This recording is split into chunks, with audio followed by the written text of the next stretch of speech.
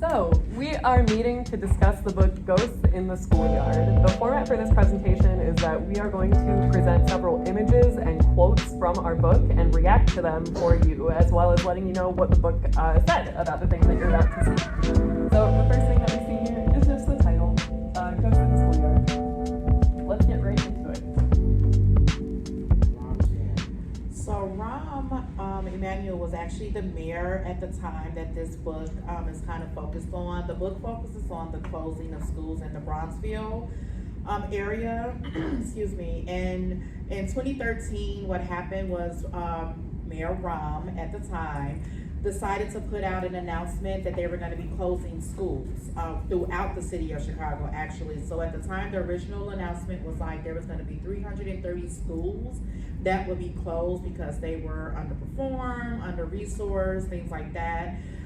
They revised that list again. It ended up being like 129 schools. And then the final list was like 54 schools that they said, well, of course, it caused an uproar within the city of Chicago. In the city, because parents and students were like, where am I going? What's going to happen?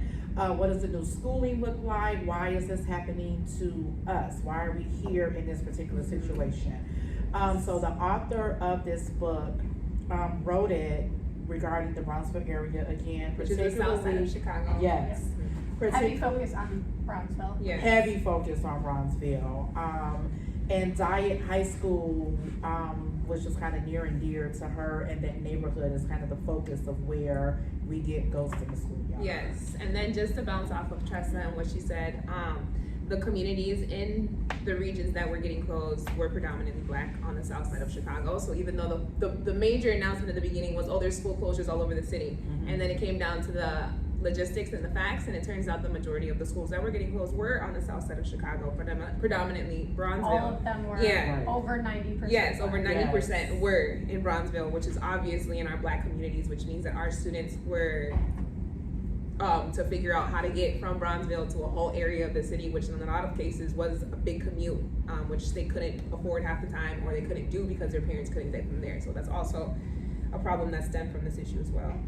One thing that struck me about Rahm in particular, when I was coming up, I didn't know a lot about my local politics. I didn't care about it. Right. But there's a poem in the book that 4 14-year-olds wrote about Rahm Emanuel. Yeah. And that blew my, like, that's how much of an impact this had, is that even little kids who should not have to be involved in politics knew had to about it. involved. Exactly. And had an opinion, a strong opinion on it as well. One of the things that really stood out to me too was this was the first time that they brought up how could the person in charge of distributing resources say schools are underutilized and under-resourced? And it was a theme that we came back to every single chapter because, it was a huge thing in 2013, but it was also a huge deal in 1940 and 1960 and 1970. It was like this over and over again. They were saying underutilized, under-resourced, and acting like a fairy made this happen. No, blaming under-resourced, but not doing anything to make it right. Is the person in charge of making this happen. Mind you, can we talk about the fact that it's usually political people like this who've never been in a classroom before or seen our classrooms that have these can make these statements about how underutilized our school buildings are when they have never seen them been utilized and have never put resources into getting them utilized as well. That image of him literally across the fence from the Right. I was like, right. On the opposite side of where power would be. The invisible fence that they talk about too in Chicago. Yes. Bill, what were you about to say? Oh, I was just saying it made me think, it definitely goes to his Brahmanism, how he brought people in under his wing that would support his plan and his ideology about closing the schools. And he made a lot of promises that he was not able to keep. Yes. You know, they tried to make like the community members and the students and the teachers and the staff, all of them would be important in the decision making, but at the end of the day, he had one plan and one plan only, and that was to close these schools. Yeah. You know, it was just like he told a bunch of stories, for lack of better words, that he would revitalize and rebuild those schools, but that didn't happen at all. I feel like he had threw the rock and then hit his hand behind his back. Exactly. And just kept on blaming it on other people or how these communities weren't using the resources and stuff like that, but it also was no type of like money being put into these communities or schools or resources or. And I think it was a long time coming. Yeah. Like, I think there was a lot of build up towards it, and he was just the one that finally. Yeah, Did because it. it actually And- started But under I- Davey. It Yeah. actually it started started under with him, so talking he about just it, yeah. carried out Davey's agenda. Right. That's Put it all in he Someone did. in the novel says, Daly cooked the books, Rom cooks the books. Yeah. Ron does this, Rom does this. Rom Yeah. just does it out in the open. Yeah. Right. Yeah. Right. I think that that's like a huge thing in politics, like across the land now, is that all of the things that were happening for so long are still happening. We're just more aware of it. Yes. Like there's Yeah. more communication, there's more social media. Like news outlets are different than what they used to be, so we just have more access to what they're truly doing. But not necessarily always more power to change it. Right. Right. That makes me want to go to our next one. So this is the Diet High School, and then this is a photo from one of the sit-ins that they had to stage at the Diet High School. Were y'all aware of these happening as they happened in the city? No. I was pretty young though. I was 13. Yeah. Right. So like I don't really think Yeah, but I it definitely knew- didn't get the publicization that it should have though, because I feel like if it was out there in media, we would have at least seen it or at least heard Yeah, about I it. or remember at least, like hearing about the school closing. Yeah, I hearing remember, about like, it, right. And like there's like flashes in my head of like, Right. also like when they closed all the housing projects. Like I Mhm. remember like hearing about it, but Hearing, not not really actually seeing it or and not understanding. understanding like the impact. Like in my head, I was like, oh, they're closing them because we don't need them. anymore. Right. Like because I was Right. Because we're not in those communities either, so we're not feeling But the in effects our of those as well. community, I can say I remember. Yeah, okay. Right. Because, I mean, No, go ahead. like it affected a lot of schools in my community. Okay. Like there were a lot of protests, a lot of sit-ins. Oh.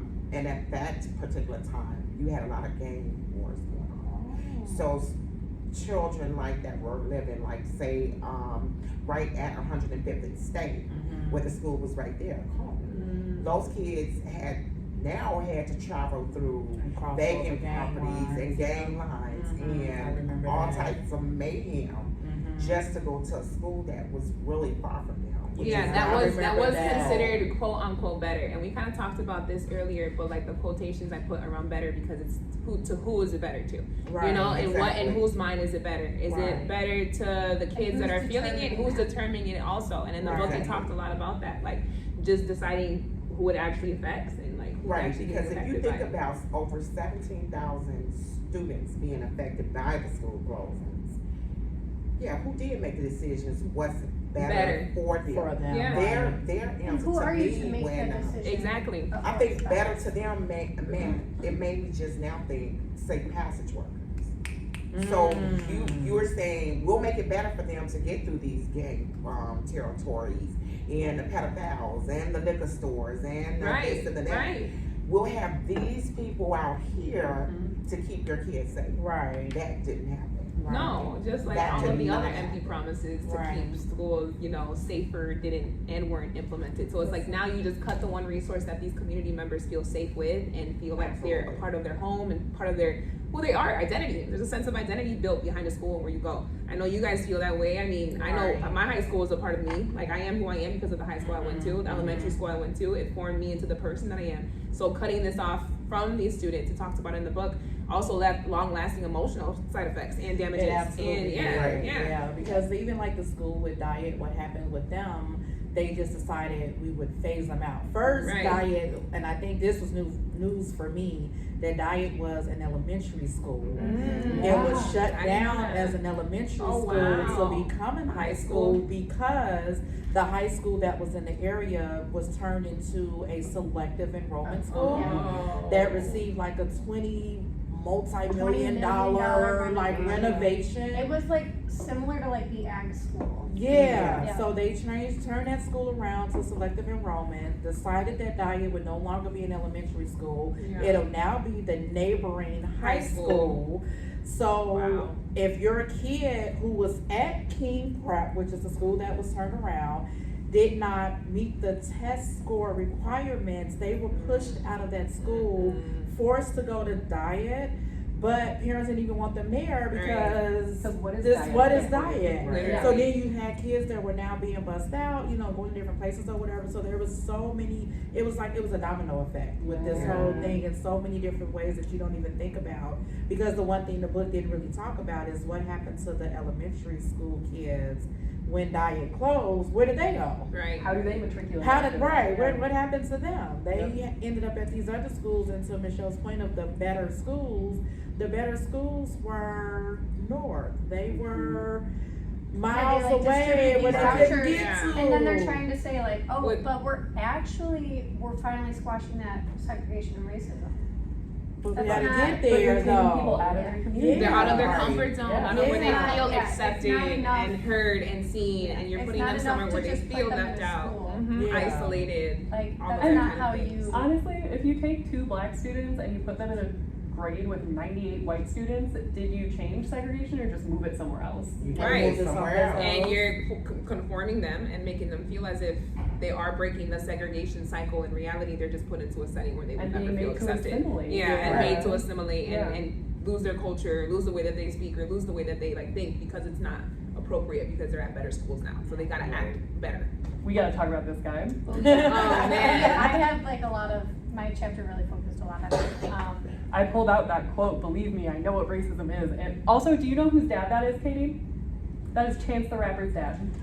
Chance the Rapper is a famous rapper from Chicago who advocates for schools that we did not know about. His Right. father Okay. I was mean, the opposite. I knew that I knew his dad worked in the schools, and I knew his last name was Bennett, and I It didn't did not. click They either clicked, until right. Maddie came in. So Bennett was appointed by Rom to participate in the board meetings open to the public, and they were all recorded. He was very offended by the accusations that what he was doing was openly racist. He was very much in charge of which schools were closing and all of that.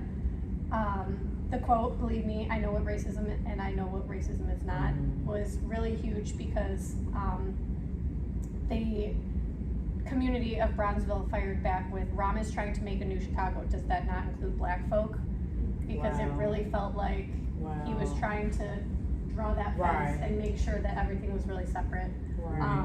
Even like when you compare this image of Rom to this image of Bennett, that seems like such a clear scapegoat to me. Like, let's put a Yeah. black man in charge of these Yeah. decisions. Right. So that I right. can keep my smiley. Yeah, moral but this presence. black man is Yeah. still implementing everything that I want to say. He's Right, basically, he's gonna right. say it because he's black, but all the stuff he's saying isn't viable for the person he's Yeah. representing. Right. But Well, I'm that gonna was have like, him that was say his big thing. everything. He's like, how can Yeah. you say that I'm racist? I'm black. Right, and that's Right. what a lot of politicians think. Let me put a black man to put all of these white premises onto the society, and then it's And he because played, said and I mean, he played the role. it. Yeah, Because He he did. also, he Yeah. played right into it. Like, Yeah. Rom might have had him in his pocket, but he definitely, He was Rom dealing didn't make him cards. say stuff like that. Right. Like, those quotes were from him, and he was offended, and maybe somewhere deep inside he thought that he was making the right decisions.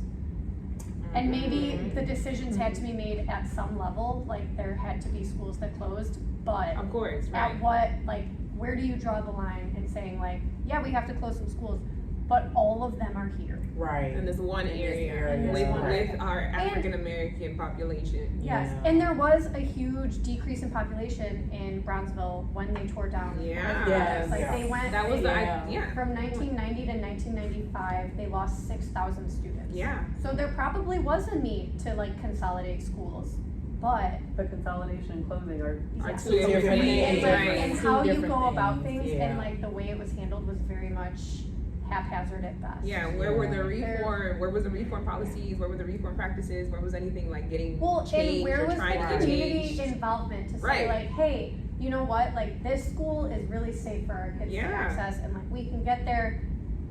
That's not, like, I think if there was some sort of community involvement, it could have. But it goes could back have- to they did. I'm sorry, because you off. But they tried that. Yep. So it went Yeah. back to the previous picture, the sit-ins, the hunger strikes that Yeah. they did. They were getting arrested in Oh yeah, City the Hall. community tried to be So involved, the but like community they didn't tried. involve them. Even the aldermen of that Bronzeville area wouldn't even acknowledge them or whatever. They had a sit-in at City Hall where he got off the elevator and he stepped over the people to go to his meeting Yeah. or whatever. He wouldn't acknowledge them at all. you know, so it goes back to the community tried, they fought. Right. In a sense, they did win because Diet ended up reopening, Mm-hmm. but it took The a loss couple in the of meantime. yeah, you know, it Yeah, took they phased all those kids out, closed for 2 years, and then yeah, and then it was like, oh yeah, we'll reopen it, but the damage was done. It was Done. done. And I think that and infiltrates. the trust was broken. It was Like, broken. the Yeah. trust between the community and CPS. But then you think was- about it, the community did stick together in solidarity. Yes. Yeah. Well, I Trying to wanted at to least- look at these Yeah, together. I So think it relates well with Right. these images. I looked at historic Bronzeville, Bronzeville early 2000s, and then I found images that pop up when you just search Bronzeville today. Historic Bronzeville is all these beautiful images of Yeah. Black people Yes. together in the community. Yes. And a beautiful Looking community. successful, Yes. owning homes, having cars. Right.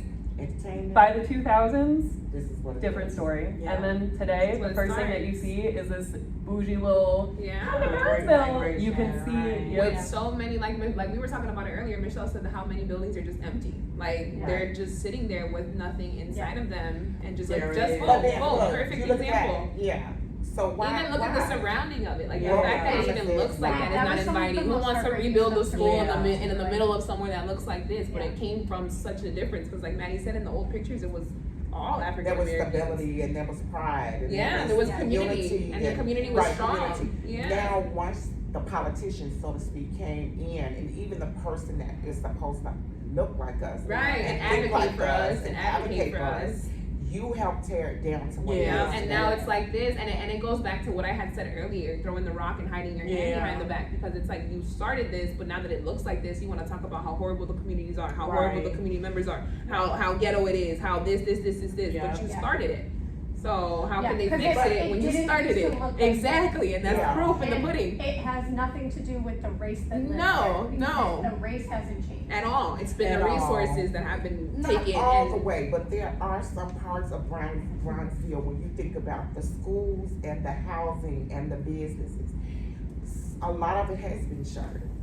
A lot of it is empty spaces and vacant and this and that. And then when you think about stability and like with the homes even, just throwing that in, they price those people out of there. Bills, there's a So quote. Bronzeville, you can't afford to live there like you used to. And I was born in Bronzeville, Mhm. literally on Berkeley Avenue, Avenue, whatever you want to call it. So it's But it goes back to when it first started as well too. The images we saw of the Black families and kids and stuff Exactly. there, it's a great image, but they had to fight for that as well too, Right. because with real estate agents were told, if you sell to this family, redlining. they were bombing their houses, Yeah, they redlining. were Exactly. like, The whole redlining. yeah, movement, so it was a whole, they fought Yeah. hard. literally. That community has been fighting for decades. years. Decades. Yes, to get that become community what back it what it is. was. Right. So you have the areas that do look like the last image that we saw, but then there are some areas in That's Bronzeville, as you beautiful. said, that Yeah. are beautiful. When Right. you look at them and you go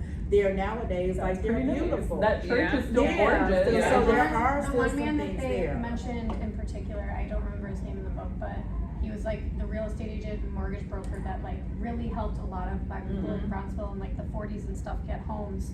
His house was bombed Yeah. 7 times. Yes, 7. yes, yes. To Like- wrap our 15 minutes, because we are coming Yes. up on it. Bills, what you said reminded me of a quote in chapter 4. First, a ghost story says something you thought was gone is still happening here, but that happens when a woman is talking about Bronzeville and says, I used to walk down the street and it would be girls doing double dutch, and those Right. girls aren't here anymore. And so I thought of you immediately, because I was like, yeah, I have friends who look at a street and it's not the same thing happening. Right. That's Yeah. supposed to be Exactly, happening. exactly. I go down, I took my kids to where I was born at, over there, and I'm like, look, it's nothing like when I grew up here. Everything's turned into these super duper expensive condos. You know, all the humanity portion of it is kind of gone. You know, you don't see anybody Yeah, out There's and no there then at the end, that really radiate yeah, humanity, at the end of the you know. conclusion, it just talks about how she had gone into a family-owned business that was like one of the only ones standing, and she was like, I walked in and it felt like I was in a different world. The way that everything felt, like it felt 20, 30 years ago, was amazing. And then to walk out and see how the community is just so different, it has changed so much. And you don't see the Absolutely. kids running to the grocery store or the corner store to get candy. You see people who are just empty streets, empty lots, empty buildings. So But Yeah. Bills, you're still here. Right. Right.